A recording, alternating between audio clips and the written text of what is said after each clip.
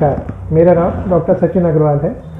मैं मुरादाबाद शहर में पिछले 11 सालों से अपने private clinic Vinayak skin clinic पे स्किन की सेवाएं प्रदान कर रहा हूं। आज के टॉपिक के लिहाज से हमें फंगल इन्फेक्शन या दांत खाज खुजली के संदर्भ में कुछ डिस्कस करना है, जिसको समझाना अत्यंत आवश्यक है कि फंगल इन्फेक्शन सुनने में तो एक छोटी बात लगती है, लेकिन आजकल के माहौल में ये दिक्कत इतने बड़े स्केल पे फैली हुई है कि लोग अब इससे परेशान हो रहे हैं, क्योंकि ट्रीटमेंट करने के बाद भी ठीक नहीं हो रही है और ठीक होने के बाद दोबारा बहुत जल्दी हो जा रही है।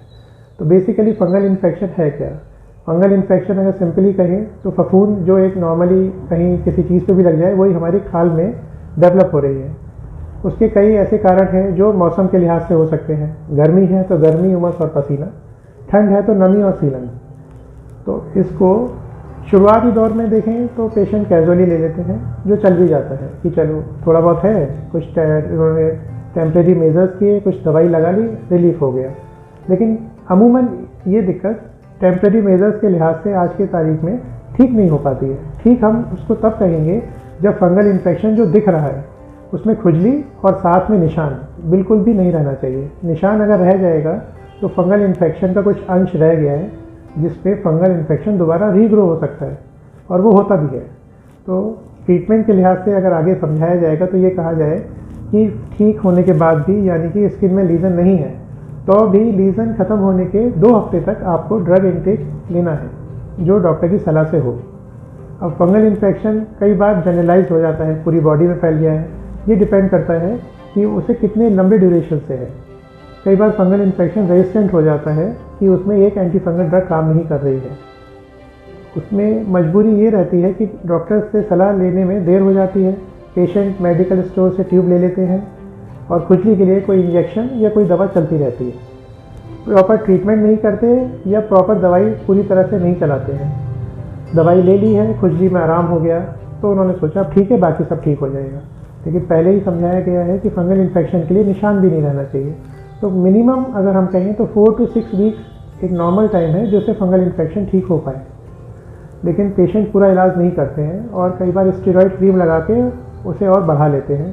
वो सेकेंडरी इन्फेक्टेड भी हो जाता है कि उसमें सेकेंडरी बैक्टीरियल इन्फेक्शन डेवलप हो सकता है, जिसमें पस पड़ जाता है। कई बार अगर वो पेशेंट डायबिटीज़ वाले हैं तो उनकी शुगर के फ्लक्चुएशन से फंगल इन्फेक्शन रीग्रो और लंबे ड्यूरेशन तक रह सकता है। तो आपसे सलाह ये है कि 12 महीने के लिहाज से अपने खान पीन पर ध्यान दें, अपनी शुगर ठीक रखें, अपना व्यायाम रखें और अपने पहनावे में ढीले और सूती कपड़े मौसम के हिसाब से, ख़ास तौर पे गर्मियों में क्योंकि उस समय दिक्कत ज़्यादा होती है, इस्तेमाल करा करें। दिक्कत होने के बाद डॉक्टर से सलाह ज़रूर लें। अगर फंगल इन्फेक्शन ठीक नहीं हो रहा है तो उसके लिए प्रॉपर ट्रीटमेंट लें। उसमें भी क्राइटेरिया ऐसे ही रखा जाए कि बच्चों से लेकर बड़ों तक फंगल इन्फेक्शन हो सकता है।